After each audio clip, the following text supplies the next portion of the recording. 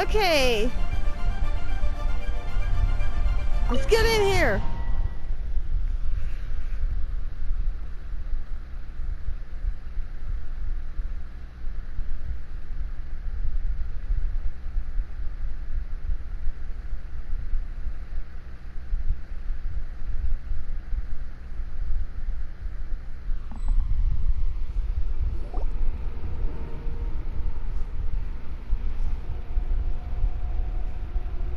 The fog is gone!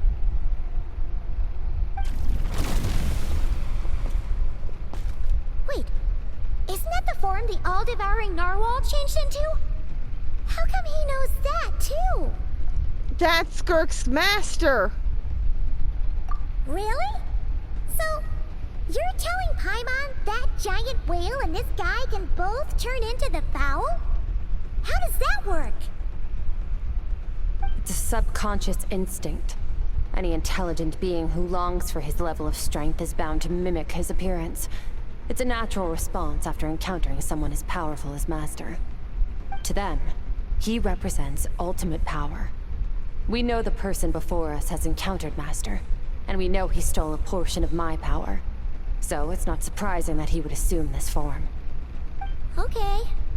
Oh, the closer Paimon looks, the more intimidating it gets. Nervalette isn't here this time, so it's up to us. He won't have the nerve to steal again after we're done with him. Let's teach this guy a lesson. Mm-hmm. Let's do it, girls.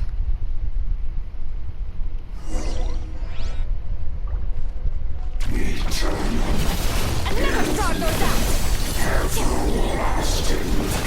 Extinguish! Water jet!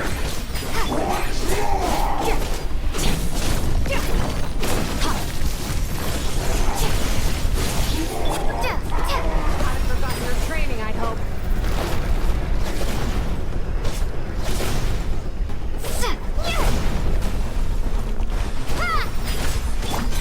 Annihilate!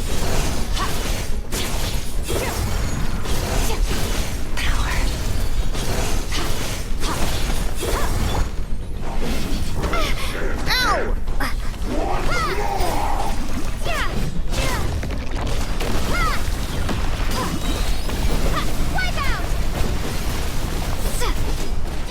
Come on!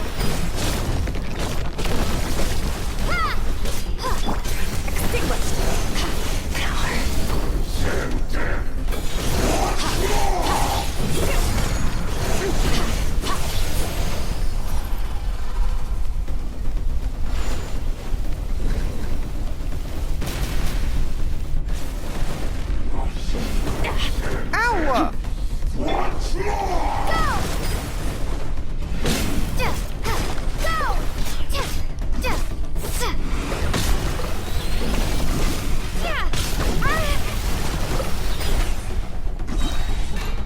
Bombs away!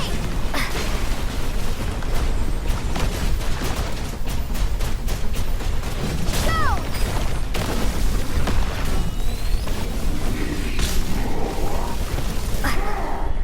Gotta heal, gotta heal, gotta heal.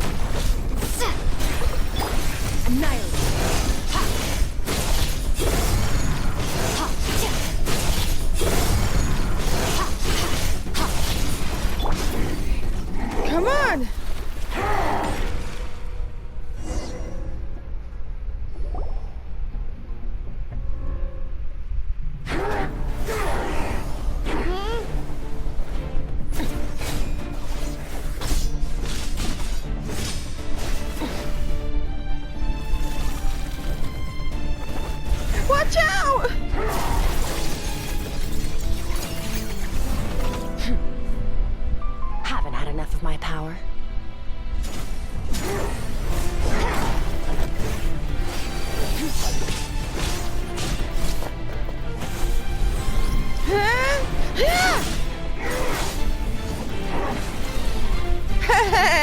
Stuck in my water bubble.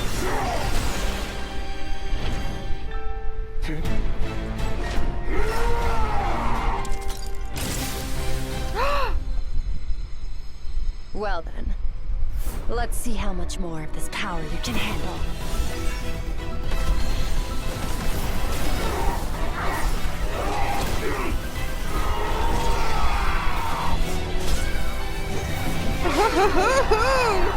Go Skirk!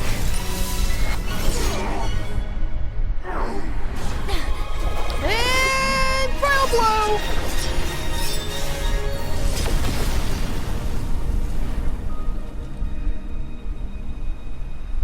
Whew.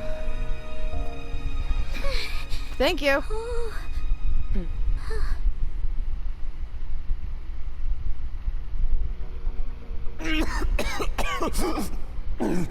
Whoa, who the heck is this? Well, have you come to your senses? You saw that my body was at its limit. So, you deliberately channeled your power into me, knowing that it would destroy my shell from within. Such power, such keen battle instincts. So you must be. Skirk, Sertologi's disciple. How long has it been? How long has he been away from Tevat? Hundreds of years. Hundreds? Sorry, it's a lot to take in. I should introduce myself. I am Skofnungar, a friend of your master and one of his followers. This is the first time I've heard your name, Skirk. But hundreds of years ago, I knew you existed. And I knew you would come here. Hundreds of years ago? Sounds like you and Master have quite the history. Care to tell us about it? Of course. Might as well take advantage of a clear head while I can. The story starts a long, long time ago. I was born into a noble family in Conria. As the eldest son, I was set to inherit our title.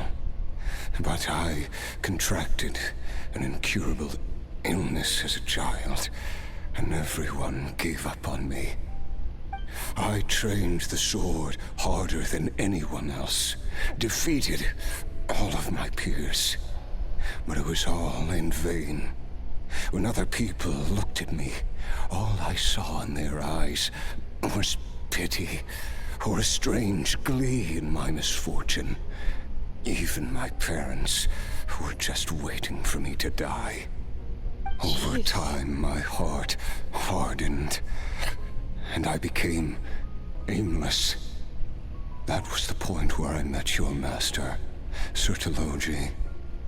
We were similar in age, but different in background.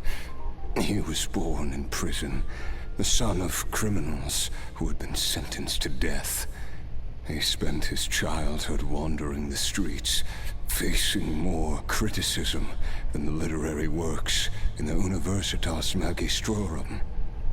Yet, he always wore a smile on his face, as if kindness and malice were one and the same, and he could not see the difference.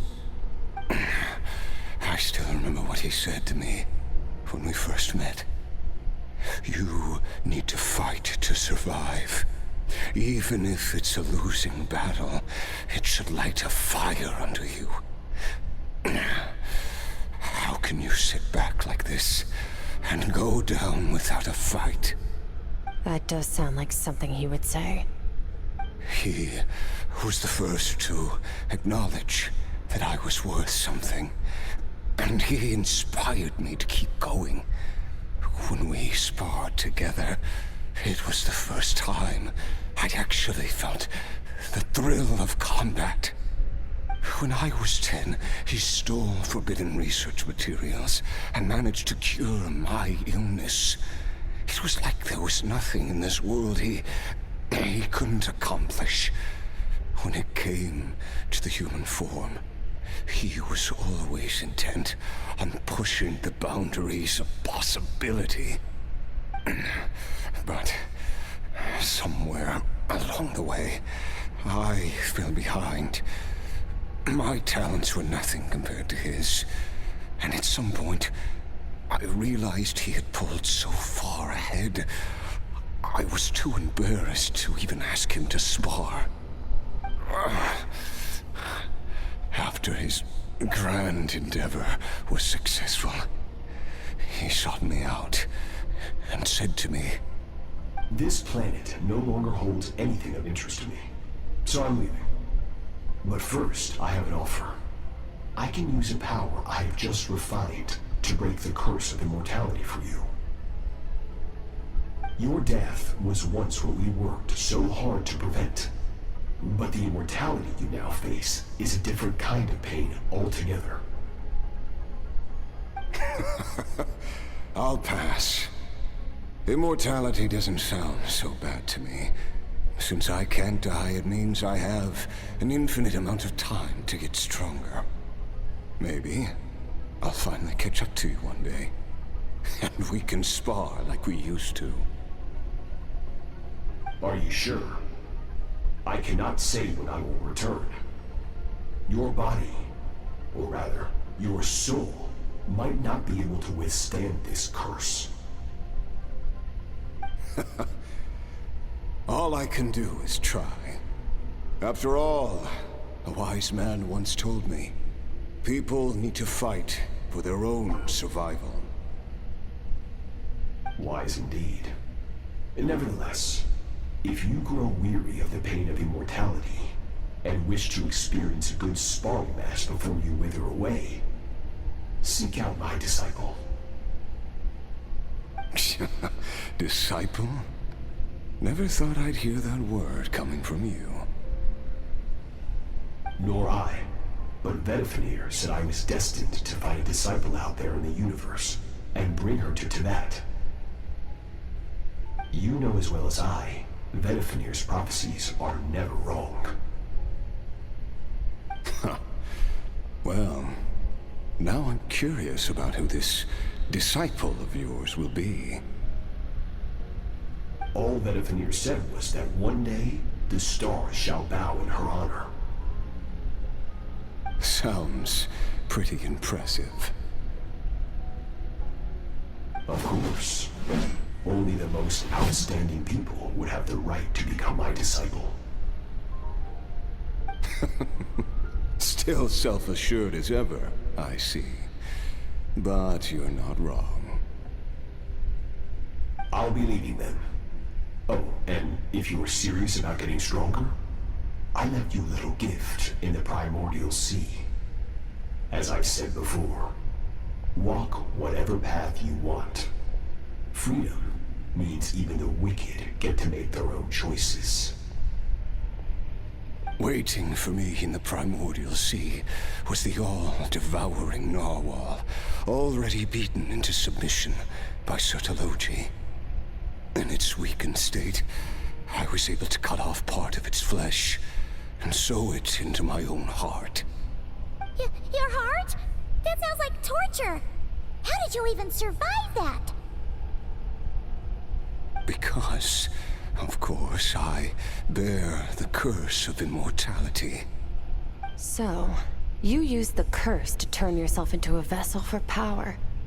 Even with that whale's ability, devouring power like that is not something the human body can withstand. With your body and soul constantly at the breaking point, it was the curse of immortality that sustained you. But that is not the path to strength. You have to pour your heart into it, work for it, dream of it. Instead, you stole something that didn't belong to you, and it backfired. You're right. I should have known better, but I had already pushed myself to my limits, and he was still miles ahead of me. So I had to take a leap of faith. I miss your master. I miss the days when we were all together, troublemakers without a home. I don't regret the choice I made. But if you'll allow it, I do want to apologize. To both of you. After the beating we just gave you, I think we can call it even. You're an interesting one as well. Sertologi's disciple. That's a lot to live up to. It can't have been an easy experience. I know what he's like.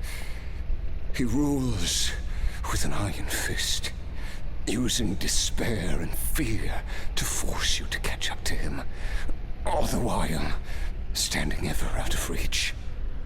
We're like mountain climbers in the dark, never knowing how much higher we have to climb, or when we will see the sun again. True.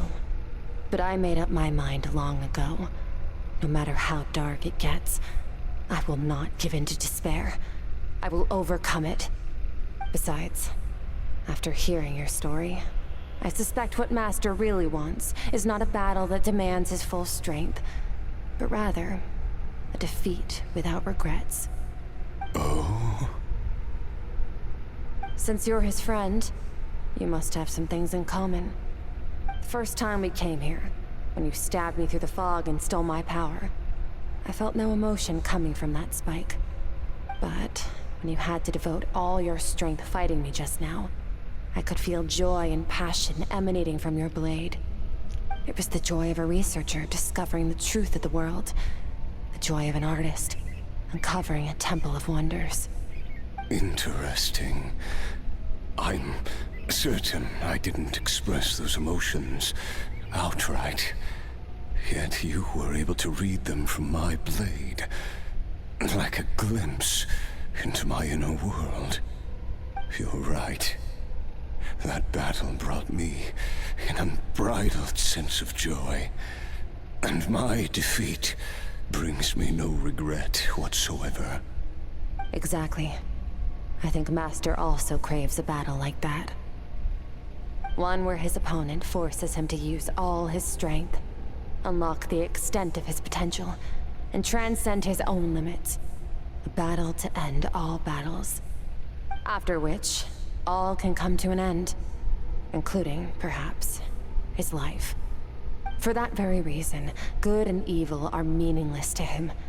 He has one purpose, one goal: to complete himself. It's one of the secrets to his strength. Perhaps you're right. Perhaps that is his goal. What a battle that would be. Oh, to witness such a...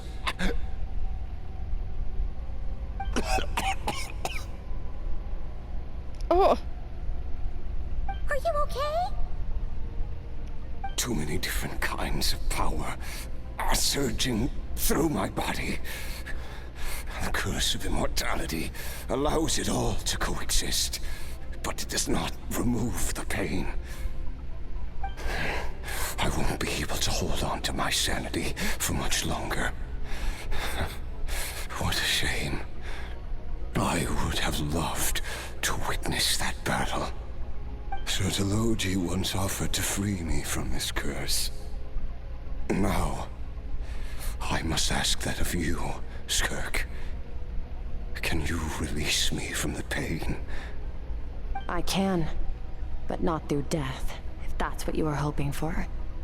It's not a suitable punishment for your crime. As an alternative, I can take your consciousness, along with all the power you've consumed, and smash it to pieces.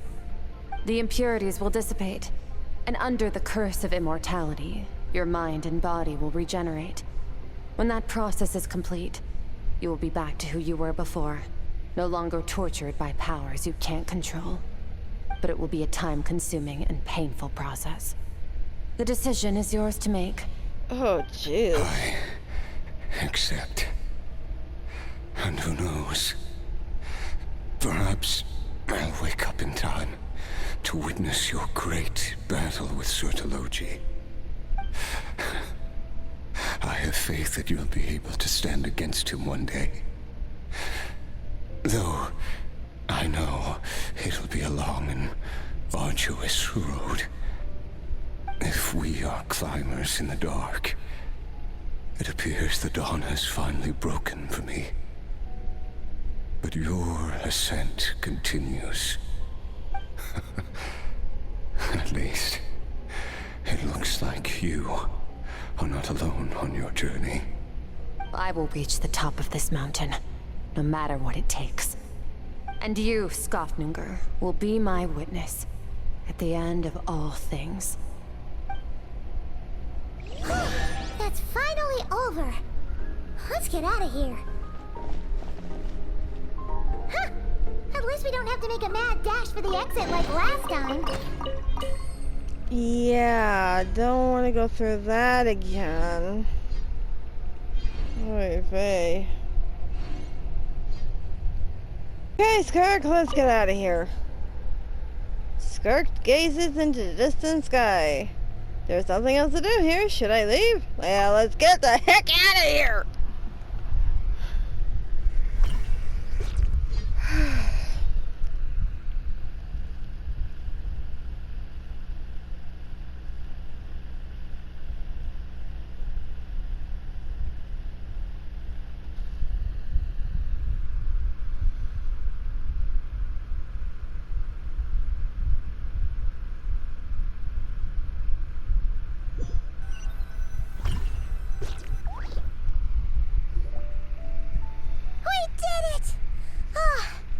It's only been a few days, but it feels like forever. Once again, we've proved there's nothing we can't overcome. We're just that awesome. I didn't even break a sweat. Wow, you sound even more confident than usual. Guess you really have become stronger. Today sure went by fast. It's night already. Oh wait, that reminds Paimon. The stars you mentioned, the ones that died out, are they back now? Yes. The power Skofnunger stole has been returned. So, the stars have regained their light. Great! It's crazy that you even noticed their light was gone. There are so many stars in the sky. If a few disappeared, Paimon definitely wouldn't be able to tell. I suppose it's because I have gazed upon this sky for centuries. The false stars, hanging in the meticulously planned sky, glittering with rotten light. It's not real. And yet, it is for that very reason that I can look upon it and enjoy the momentary peace it brings. I'd like to see what it's like up there. Even the most beautiful of bubbles has to burst. We will return to the real universe one day, whether of our own volition or not. Time marches ever forward. Even the innocent and naive will taste life's bitterness. Yet through hardship, we grow, until we learn to seize the sands of time for ourselves, and uncover our true strength. Though we gaze upon a false sky, its vastness and majesty is palpable. One can only wonder, what is it going to take for kindness to reign supreme in the vast expanse of the universe? Oh, this is all going over Paimon's head. But if she knows one thing, it's that the Traveler always finds a way. Ever since we met, she has filled Paimon's days with happiness. No matter how tough things get, she always finds a way to make it better. If it's too big a job for one person, then we'll do it with two. And if two's still not enough, then three. We've met so many amazing friends and accomplished so many amazing things. As long as we don't give up, We can make any wish come true. Mm-hmm.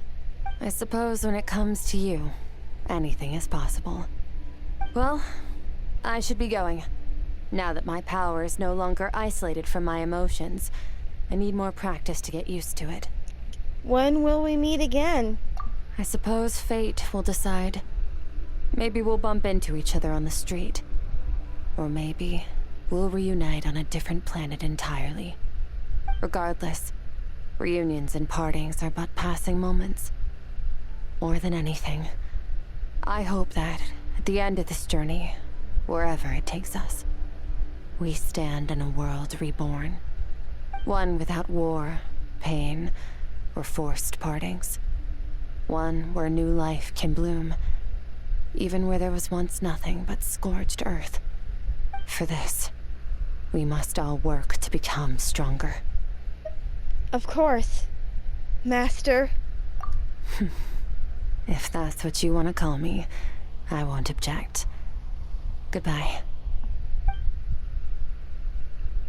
Bye! See you, Skirk! Is it just Paimon, or is she being nicer than before? We definitely count as friends after all that, don't you think? Mm-hmm. Hey, what do you think about camping here tonight? There's nothing quite like sleeping under the stars. Mm-hmm. Come tomorrow, we can continue our journey. Oh, and since Paimon treated you to that super nice meal at Wanmin Restaurant, it's about time you returned the favor.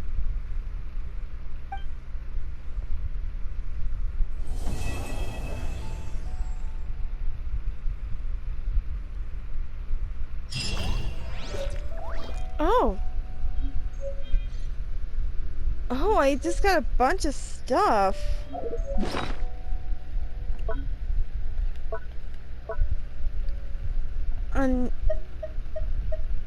Oh!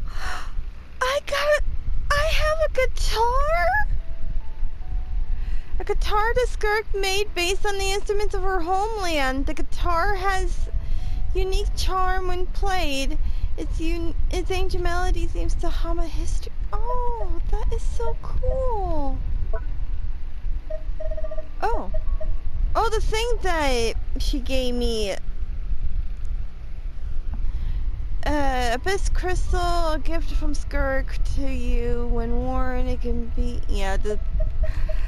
Oh my gosh. What was the other thing I got?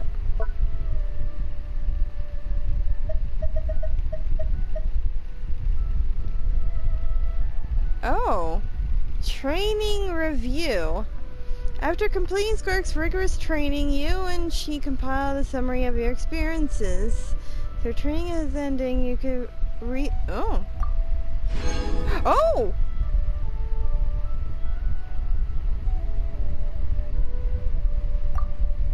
Wasn't expecting that.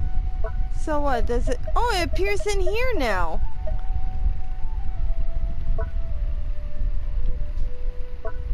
Oh! Sleepless. A model of the instrument based on the one that Skirk gifted to you. Its elegant shape reminds you of the moonlight. The road ahead may be long and full of uncertainty, but the songs in the real world may fade into dust of yesterday. But the melodies echo eternally in the heart. Oh, that is so cool. Well, you know what? Where's the good...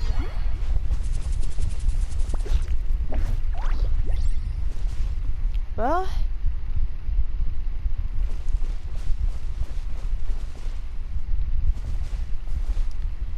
This has been a wild ride, so thank you all for watching. If you like this, please hit that like button and comment down below what you thought about this and what did you think of Skirk, especially after everything that she's been through.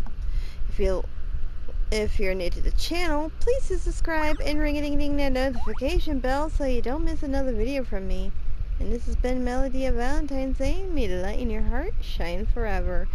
Farewell for now, my friends, until the next time. Bye!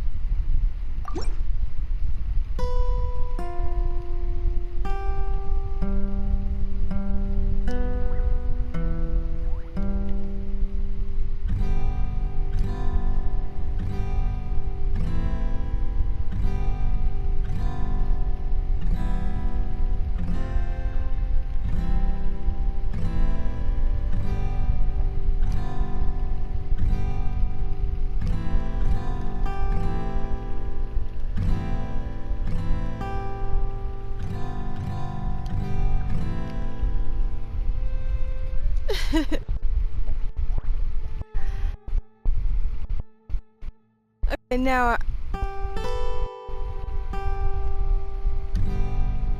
I'm ending it.